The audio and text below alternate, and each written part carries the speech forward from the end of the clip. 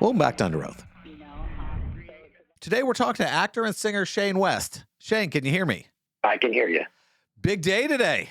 Big day. Strike's over. We could talk about anything we want. I know. It's kind of a nice little, definitely a surprise. I don't think we all thought this. I mean, look, we would have loved for this to have been over, weeks and months ago, of course, or never to even happen at all. But, to be able to have it wrap up late last night is obviously exciting. And, look, I have this film coming out, The Dirty South, that we're all excited about, but and I'm glad that we were able to get the agreement to talk about it anyway. But now we can talk about anything. It's great. Yeah, I've been doing interviews, and every time it comes, he goes, "We're promoting a movie, but we can't talk about the movie, so we'll talk about like sewing." I mean, how weird are the interviews you've been doing lately? Well, I mean, look, it's only been this week, at least for The Dirty South. And, look, sometimes it's great to just be able to, focus on one thing. I think not the negative, but the odd part of it all is when you harken back to another project and you can't talk about it, but at least now everything seems copacetic. Yeah, I'm glad this is happening. I mean, there's a lot of talented stuff. There's a lot of entertainment we've been waiting for. And now you have this movie called The Dirty South, and it was filmed in Louisiana, right? That's correct. I'm from Louisiana, so that was a cool experience. Now, I'm from Baton Rouge, and this filmed in Natchitoches, and that's about, if I'm correct, I think it's about 3.5 hours drive away, so it wasn't that close, but it was cool to be back in my home state. Now, when this happens, when you get to go home, do you actually get to visit family? Do you have friends visit the set, or is it just like anywhere else you go? It depends. It kind of depends on how close you are. I did a film a few years ago that was in Hammond, Louisiana, and that was a lot closer to Baton Rouge. So a couple of times on the weekends, I would go back home and, see family because it was a very easy drive to do. But in this one, on The Dirty South, it was a bit too far. So I pretty much, after the movie was done, I went to go visit family, but not throughout the actual filming. It was a difficult shoot, difficult in the sense that a lot of work. So I didn't have a lot of downtime. Now, one of the things I noticed about you, and a lot of other people I talk to don't normally have your credentials. I mean, you've had to make a choice between being a professional singer and a professional actor. How tough is that to choose between two things you love so much? Oh, well, that's very kind of you. I don't know if I had a choice, but I started doing both around the same time when I was like 17, 18 years old. I was literally living in a garage, and I had a garage band, and all the equipment was in the garage. And I, was trying to act at the same time. I always just say that acting happened to take off first. And that's what kind of made it easy and what made music a bit more of a side project, so to speak. It's interesting because you say, I noticed that you had to give up. I mean, you were touring for a little bit with I believe the Germs, and then Nikita popped up, and suddenly you're locked in for 5 years. I mean, how does that throw you a bit? Or you're going, well, this is my job. This is what I do. No, it didn't throw me because with the Germs, the Germs always had a shelf life.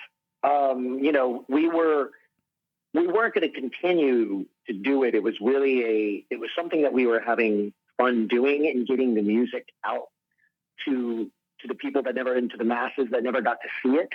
The Germs never got out of Los Angeles. They never even, I think, played a show out of LA County. So to be able to tour America twice, to be able to even do some of the Warped tours, to be able to tour Europe, we were able to be able to get the music out there. And we were not writing new material because we didn't feel like that was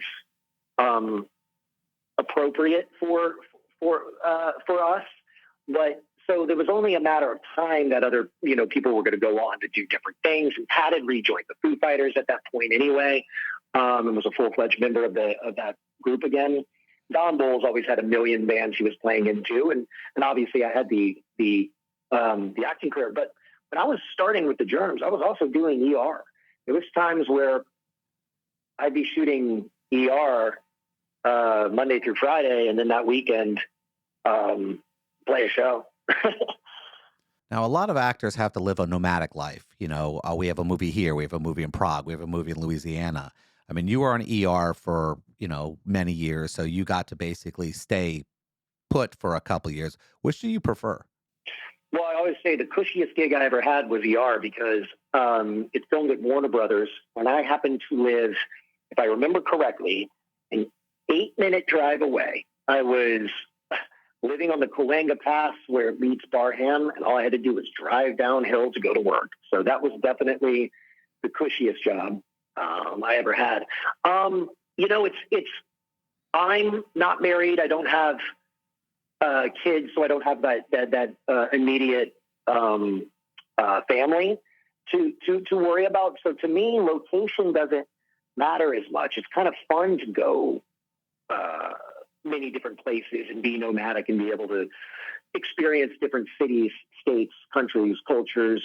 I think where people get a little bit more concerned about it is if it's a television series, because you need to think about where that television series is going to film and think if you're going to be okay being there for that long of time, because we never know. The show could last 10 years. It could last not even 1 year. So, it's exciting for me to do it, but I know for others it's a little exhausting. Yeah, I hear a lot about families, and it's tough on marriages, and kids miss you, you know, and I'm tracking everything you're doing, and I've actually enjoyed a lot of your work throughout the year. And Nikita was one of my favorites, and I'm trying to, combine the two between when you think of your performances on ER and Nikita, and you're going, it's a different role, it's a different feeling. I mean, how would you, rate the two when you think back? Oh, I mean, well, they're definitely night and day. ER was joining a fine running machine that had been, when I joined season 11, had already been on TV for 10 years. And to be, and actually to be totally transparent, the show started before I was even an actor. So it had been on for a long time. And I was blessed to be a part of this family that let me in, and thankfully was able to be a character that people still love. So that's difficult to do when you're joining a show. Nikita was the Wild Wild West, as in we were starting something from scratch, brand new. Yes, we wanted to harken back a little to the Le Femme Nikita series and the Luc Besson film, but it was difficult in the sense that we were struggling to find an audience. And I'm so glad in retrospect that people have really loved this show and that we were able to pull out 4 years. We always got great reviews. It was just always hard to, to bring the eyes to the TV screen sometimes. But I love hearing that people loved it and that it keeps getting these, a second, third, and fourth life thanks to streaming. And it ultimately was a wonderful experience, just completely different. Now, I'm fortunate. I get to practice law. I get to write comic books, and I get to tour the world, basically signing books and everything. And I know you've been on panels every once in a while where you'll be there, and people ask you about specific episodes. And I mean, what's it like when you sit there and these people know you better than you know yourself? Well, especially now, it would throw me off because it would be hard to instantaneously remember specific episodes. But I think it's wild. I think it's cool. It's fantastic that people would be that invested in your work, and it's thrilling, really. I mean, to me, it's, I know a lot of actors. I travel with a lot, and you're always sitting there, and you have these dinners, and we always talk about, who would you like to perform with? Who haven't you performed with that it would be a dream for you? This would be, if you got called by your agent, you wouldn't even care what you get paid. Oh, I mean, I always say Quentin Tarantino, Martin Scorsese. Those are filmmakers that I would be like, look, hey, as a fan, as an actor, Leonardo DiCaprio, Killers of the Flower Moon, I would have loved to have been a part of. I would have done a one-line part in that. I wouldn't have cared. Certain things you want to be a part of, and you I would say that would be my Mount Rushmore. It's funny that you mentioned because last night, for example, I was watching everything and I forgot that you were in Ocean's 11. And there's a scene there where everybody's like playing themselves at this poker table. And how weird a moment is it for you? And I don't want to use the word surreal, but it must have been just this weird shot for you to be sitting there going, "This is happening. I'm playing myself, playing poker, playing in this movie." How weird is that?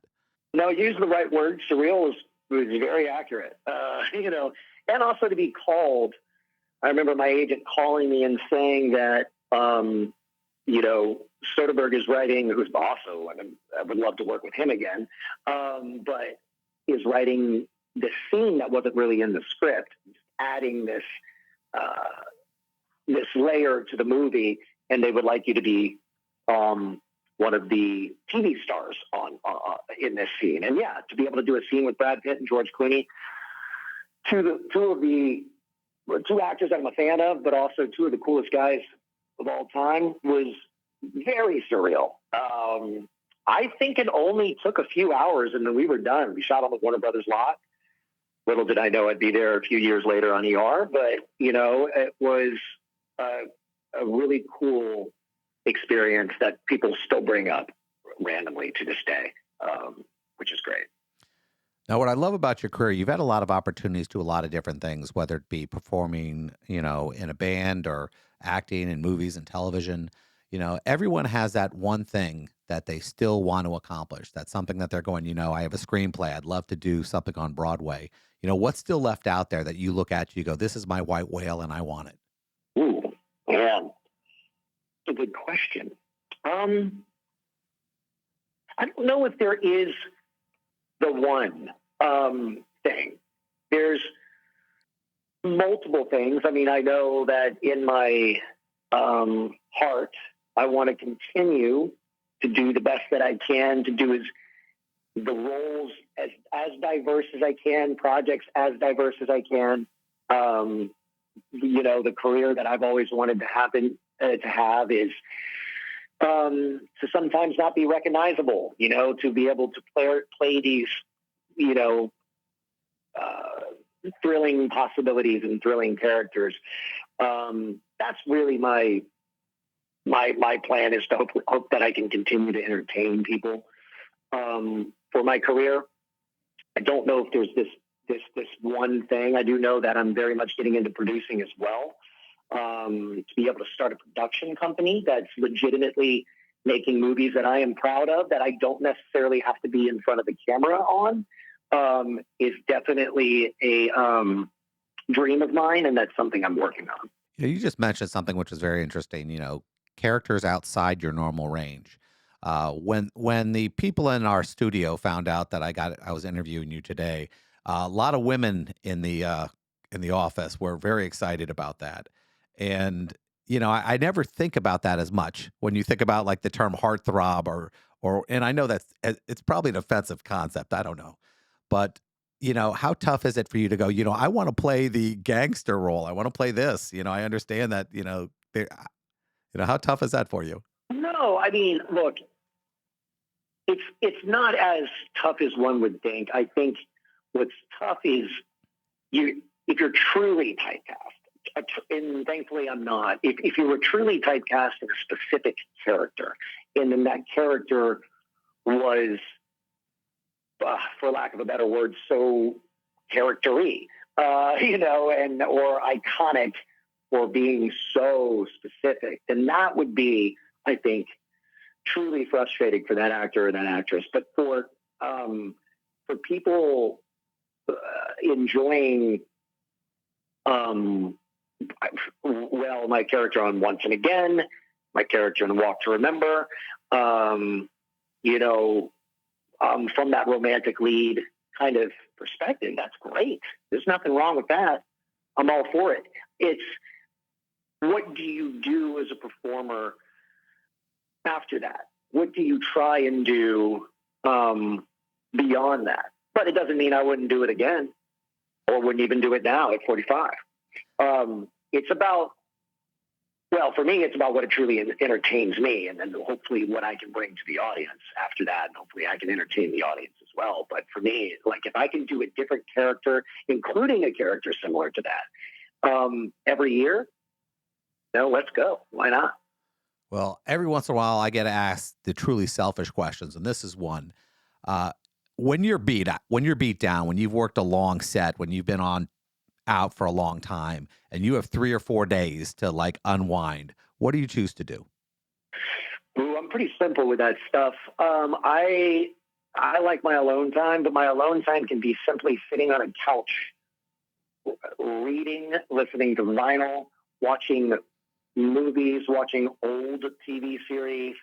Um, it's the simplicity of that act and in those acts that make me unwind and make me relax. If it was anything beyond that, I love road trips. I do solo road trips all the time.